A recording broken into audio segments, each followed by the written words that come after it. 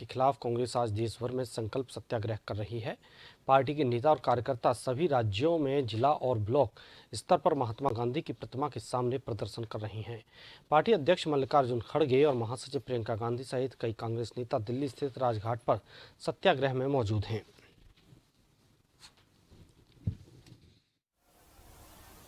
बहुत बहुत धन्यवाद।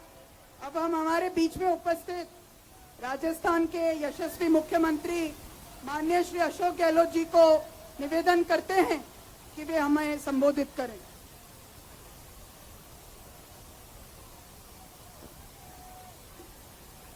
हमारे अखिल भारतीय कांग्रेस कमेटी के अध्यक्ष परम आदरणीय मल्लिकार्जुन खड़गे साहब,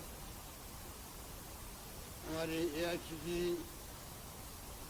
युवा यूपी की इंचार्ज भी रही है और आज उन्होंने जो बातें कही है, तो मैं अभी आ रहा था तो मीडिया वालों ने मुझे सब बातें बताई किस प्रकार से हम सबको इंदिरा जी की याद आती है। जो भावात्मक भाषण दिया उससे हम लोग बड़ी बातें कर सकते हैं। मंच पर बैठे तमाम हमारे नेतागण, भाइयों और बहनों, नौजवान साथियों, आज आपका यहाँ आना कोई मामूली ये मीटिंग नहीं है, ना मामूली धरना है।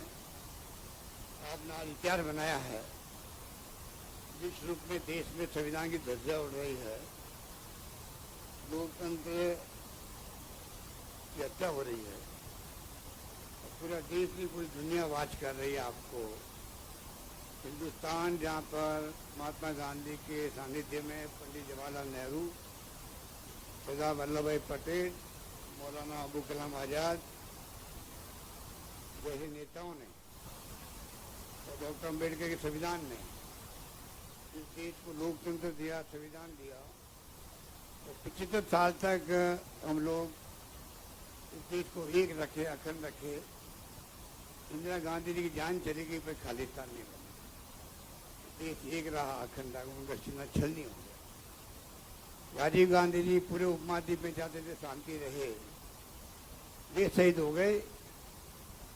इतने बड़े त्याग बलिदान आज़ादी के जंग में भी हुए, आज़ादी के बाद में भी हुए। आज़ादी के वक्त में इन लोगों को क्या मालूम है जो आज टीका टिप्पणी करते हैं, मीर जाफिर कहते हैं।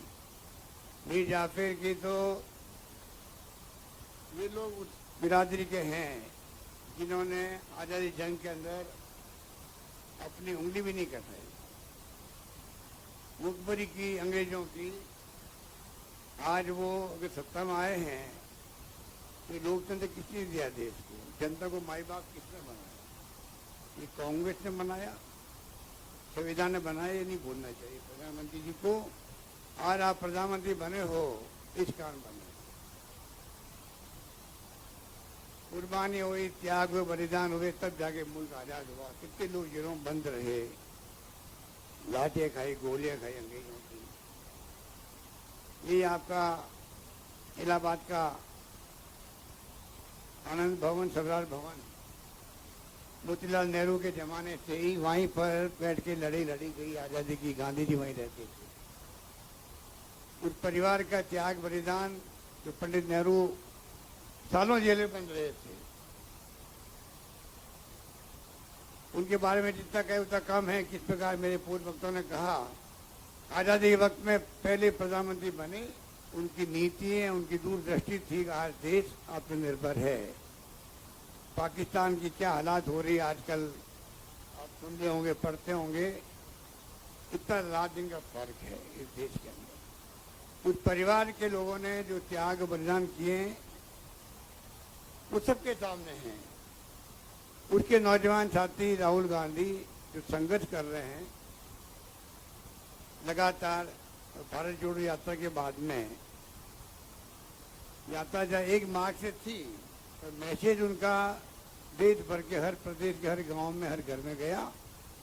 मुद्दे क्या थे? महंगाई का मुद्दा था। मुद्दा क्या था? बेरोजगारी का मुद्दा है, भयंकर मुद्दा है, जानते हैं हम लोग। मुद्दा क्या था?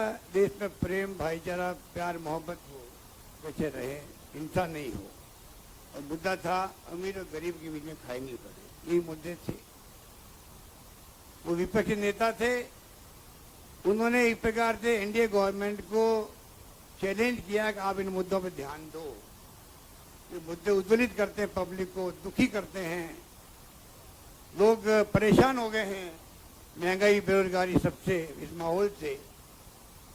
उनके सामने का अवसर था, वो चाहते तो इन मुद्दों पर ध्यान दे करके प्रयास करते सुधार करने का। वो तो बात कहीं गई। जब यात्रा निकल रही थी और जिस प्रकार पॉपुलरिटी बढ़ रही थी राहुल गांधी की, तभी उन्होंने षड्यंत्र कर लिया किस प्रकार इस नौजवान को, इस नेता को षड्यंत्र करके किस प्रकार कमजोर करना है। और षड्यंत्र करने का इनका इतिहास रहा हमेशा, आप इन जानते हैं। उसी रूप में इन्होंने जिस प्रकार से खेल खेला, जवाब दे नहीं पाए अडानी जी के ऊपर जब आरोप लगे और जो सवाल उठाए थे, आपने देखे होंगे पार्लियामेंट के अंदर। 50 साल का मेरे राजनीतिक जीवन में मैंने कभी नहीं देखा कोई मुद्दा आया हो, आरोप लगे हो और नेता उसका जवाब नहीं दे। ये पहला घटना है आज़ादी के बाद में जिसमें प्रधानमंत्री जी आरोपों का जवाब लेने के बजाय एक नाम तक अडानी जी का नहीं ले। इससे और शक पैदा हुआ देशवासियों को, और शक पैदा हो रहा है कि पहला प्रधानमंत्री जवाब नहीं दे रहा है जो आरोप लगाया राहुल गांधी ने। कुछ तो कहते, बात आगे बढ़ती। ये पहला किस्सा जहां पर मौन धारण किए हुए प्रधानमंत्री जी, आप समझ सकते हो, राहुल गांधी जी पर आरोप लगाए। लंदन में आप क्या बोल के आ गए। अभी प्रमोद महाजन कह रहे, प्रमोद तिवारी कह रहे थे किस प्रकार से आपने कोरिया में, जर्मनी में क्या क्या बोले देश के बारे में। माफी तो आपको मांगनी चाहिए थी देश से, प्रधानमंत्री को माफी मांगनी चाहिए थी। और राहुल गांधी से माफी मंगवा रहे हैं। जो बातें राहुल गांधी बोल रहे हैं हिंदुस्तान के अंदर, वो बातें जाके वहाँ बोली। आज इंटरनेट का जमाना है, मोबाइल का जमाना है, आप हम बैठे बात कर रहे हैं, मैं बोल रहा हूँ, चाहे तो दुनिया सुन सकती इसको।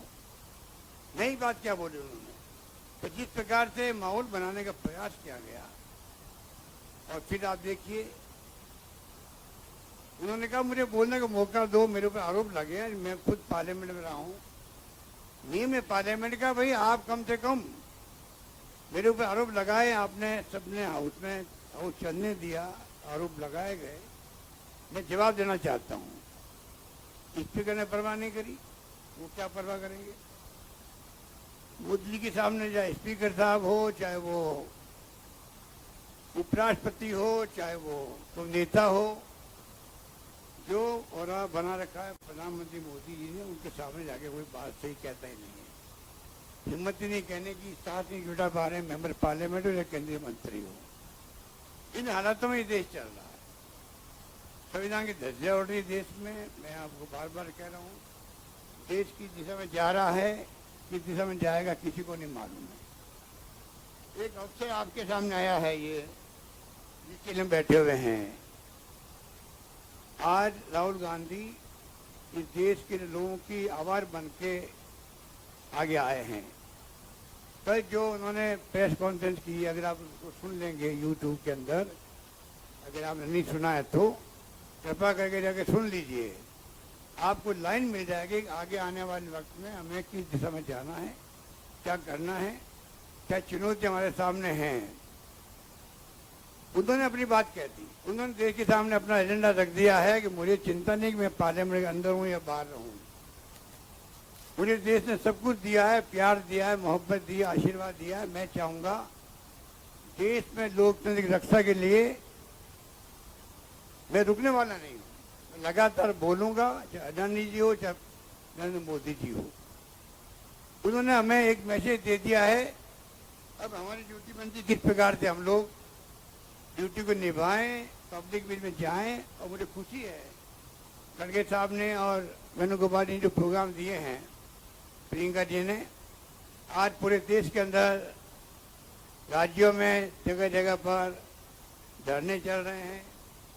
लोगों में उत्साह है, कार्यकर्ताओं में जोश भर दिया राहुल जी ने कल बोल करके। अब हमारी ड्यूटी बनती है किस प्रकार से हम उनकी भावनाओं को देखते हुए आगे बढ़ाएं।